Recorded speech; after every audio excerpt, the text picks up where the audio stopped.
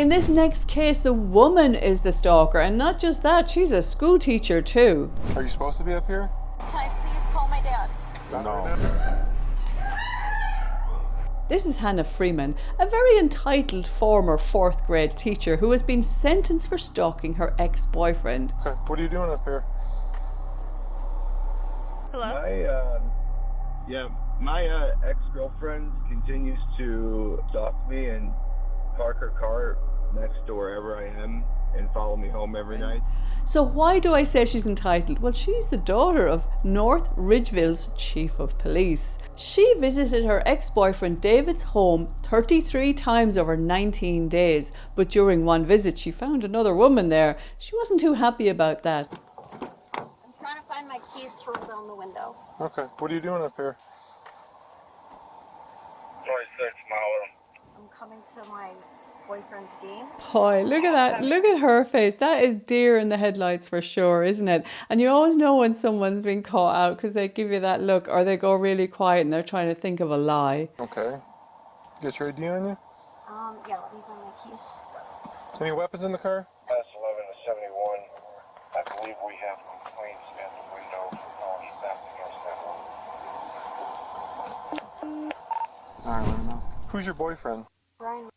Alright, don't reach around anymore. What's your name? Hannah Freeman. Hannah Freeman? Are you supposed to be up here? You are? Were you in his vehicle earlier? No? Well, we went to get dinner together, but Where'd you guys go get dinner at? Kings. King's? Kings, yeah. Raising Cane's? Which one? North Olmsted. North Olmsted? Okay. Well, we got a complaint from him that you were in his vehicle tonight and you're harassing him and stalking him. And she's now followed me into the Lee Bernison parking lot, the back part.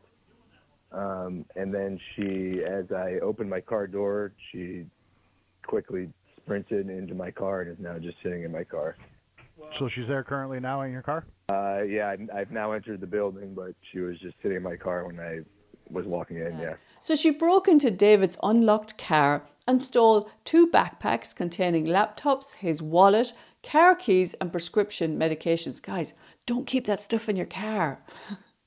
But as with many stalkers, this wasn't her just taking stuff she wanted. She knew exactly why she was taking this stuff, so she could control him and get him to contact her, because these were all things he desperately needed. And I've seen this time and time again.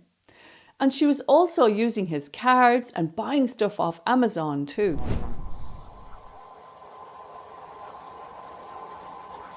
I mean, I don't know what to tell you.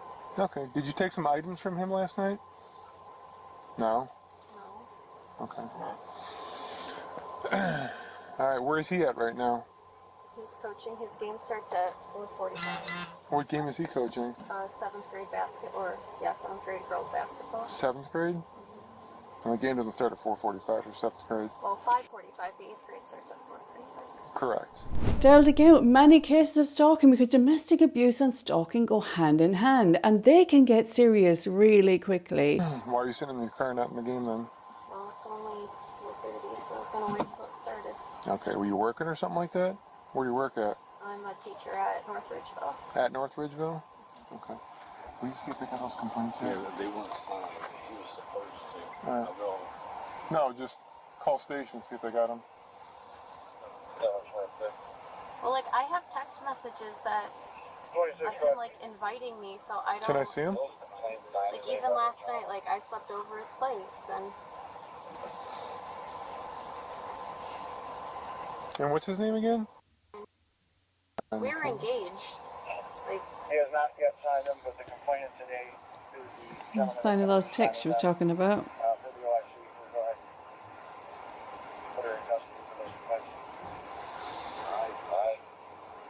Okay. Can you put your phone down and step out to my partner, please? Just leave your phone in the car. Leave your phone in the car. I am. I'm putting it down. I'm putting it down. Step over here. I'm putting it down. Turn around, put your hands behind your back. You don't got anything on you? It's going to stick, poke, anything like that? No. Put your hands together like you're praying. So she's arrested for stalking him and also the criminal complaint of theft from previously in the day. And really, if this woman is at the point where she is sprinting into his car, she's not well. She's not well. She needs help. She's not thinking straight at all. And these are professional people. They're both teachers. So he did absolutely the right thing. Because as you can see from previous cases I've covered, these can end in murder, these cases. So absolutely, to anyone who's getting stalked, write every single thing down. Keep a journal, keep a notebook. It can all be evidence later on in court. But for safeguarding, you have got to inform the police and make a note of every single thing. Can I please call my dad? No. He's the chief at Bridgeville, and Yes, we know who he is. I don't want to make this a big deal. Well, if you weren't up here, it wouldn't be a big deal. He invited me over here. Back my hand. All right, step back over here, back to my car, please. He invited me over here. I'm gonna get back to our jail.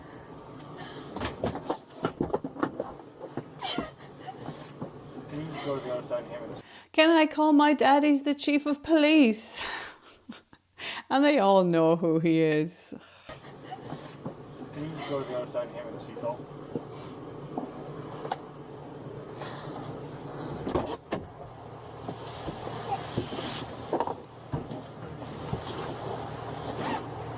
Can you call him? No, we won't be calling him. You can when we get back to the jail.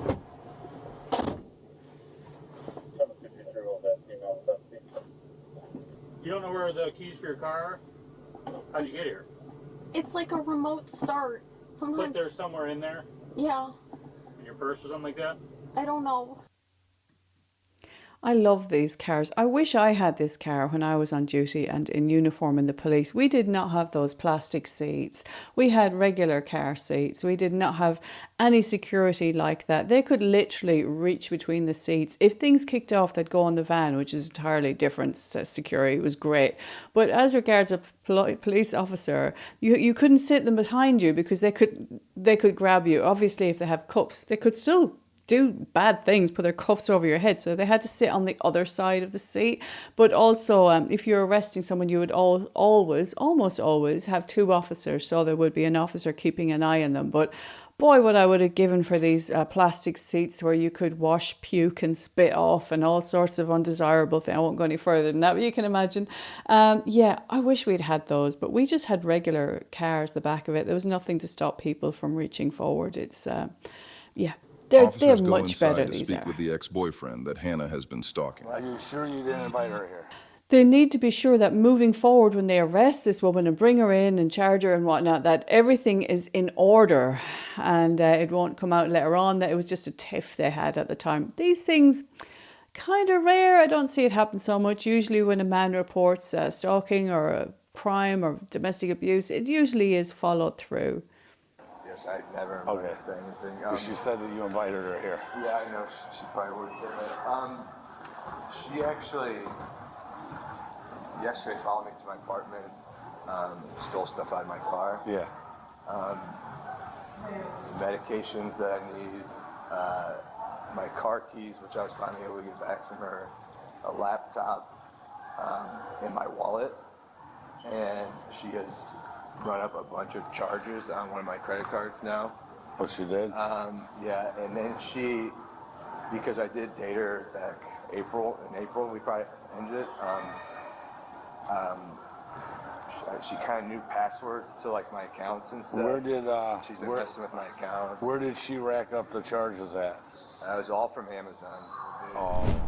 It's been going on for a while, and I tried to not make it a big deal, because even today the school resource officer took me out of class and stuff, and so I didn't want any of that stuff to happen, but it's just, she won't stop, so. Okay. Nothing else I can do at this point. All right, so was she in your car again today? Yeah, was she not right now? No. Okay, yeah, Don't you lock your doors? I'm telling you, I open it for a second, and she sprints in there and hops in. And You know she's here, or you don't even know she's here when this all happens? what is the a lot of times, I'll be just driving down the street and randomly, like, I don't know where she is. She'll just pull out, and now she's behind me all of a sudden. So I saw her following me in, but I had to run back out there, grab a bunch of stuff out of my car, my clipboard to write on, change of clothes, and I'm trying to, because I know what she's going to do, I'm trying to get to my keys to lock it. And I have to say, you know, never underestimate what stalking can do to a person, because it's constant. There's no break from it. You're always looking over your shoulder. These people are dangerous, and people can have mental breakdowns because they're being stalked. You don't need physical violence to really suffer from stalking. And to me, it's quite a serious offence. And it, to me, is also the sign that someone has a really serious mental illness. They need help. Now, in this woman's case, I haven't seen any remorse at all or any willingness to take on board anything that she's done. Potentially is because she's come from a bit of an entitled background, that she's like, call my daddy, get me out of this. There was an incident in the past where she was spoken to by police and pulled a call my daddy card. So perhaps she's just lived her life thinking she can behave whatever way she wants and she's going to get away with it. Or perhaps she's just a little bit spoilt and is used to getting her own way, not used to someone saying no to her. But anyway, let's look at what happened in court. Quick enough, and she jumps in. Freeman was arrested for stalking, burglary, aggravated theft, and more. But this June, she entered a guilty plea to reduce charges. Which brings us to her sentencing. Hannah accepted a plea deal. The felony charges were dropped or reduced, and she pleaded guilty to 3 misdemeanours: disorderly conduct, obstructing justice, and possession of criminal tools. But listen to how insincere she is here. She is literally just reading the words verbatim. From the beginning, the atmosphere was tense. Freeman's attorney, Michael Kinlan, argued Freeman has no prior record outside of a noise complaint. And Freeman also spoke. I regret the incident. I definitely acted out of emotion, and I regret that decision that I made that night, and I will take steps necessary to move on from this incident, and you will not see me back here. She regrets nothing. Let's face it. Look at that face. She regrets nothing. Okay, thank you. This is frankly a bizarro breakup between 2 professionals. The pre-sentence investigation does not paint a pretty picture. Statements. Judge David T. Mattia issued this sentence. I'm going to place you on 18 months of community control. Mattia went on to order no contact with the victim, house arrest with work release and mental health counseling. But this was the real kicker. And you will serve the first 7 days of this term of probation in our county jail. At this point, Your Honor, I'm going to make a motion to withdraw her plea and would rather go to trial. Because you don't like the sentence? No, because we don't like the way the court has interpreted the facts. The judge firing back. When was this case indicted? December. Yeah, half a year ago. Your Honor, Did you make any effort to talk to me in the last 6 months about how I would sentence your client? Yes. No. Your bad practice is not my problem. I don't think it's my bad practice. We're done. Now, Hannah and her lawyer, they were expecting probation, mental health treatment perhaps, but absolutely no jail time given who she was. But there was one problem with that. The judge hadn't agreed to it. Hannah was sentenced to 7 days in county jail, followed by 18 months probation. Listen to how she reacts to that here.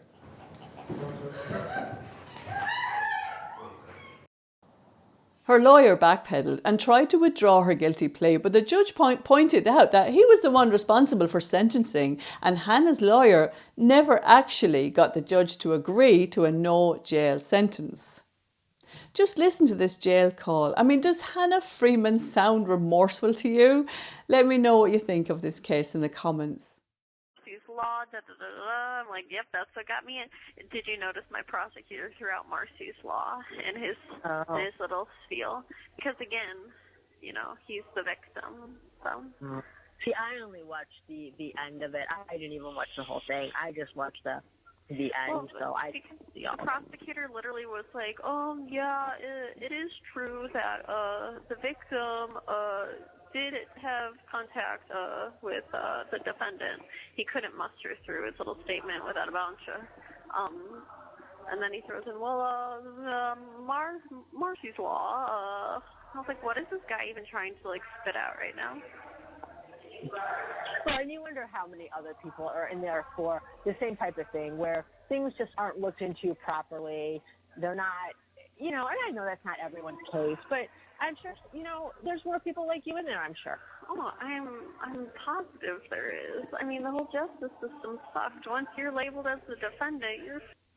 Well, did you see, we were watching the news, and some girl who, she killed her boyfriend, and she got to walk because the battered woman defense, and I was like, yeah, good for her. These guys. And everyone in here was like, yeah, I know. That girl, da-da-da-da-da. She's like, they're all like, she beat her case. Like, hell yeah. Yeah, if I was her mum, I'd be telling her some home truths. But I guess if I was her mum, she mightn't have worked out the way she did. So let's leave it at that. Let me know what you think in the comments.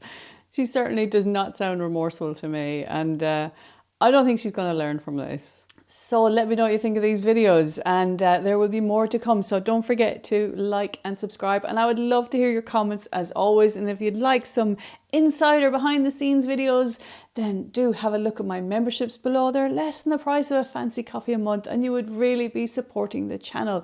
And if you know anyone that likes true crime as interpreted by an ex-police officer with bags of experience, please share this channel with them. Thank you so much again for your support, and we'll see you in the next one.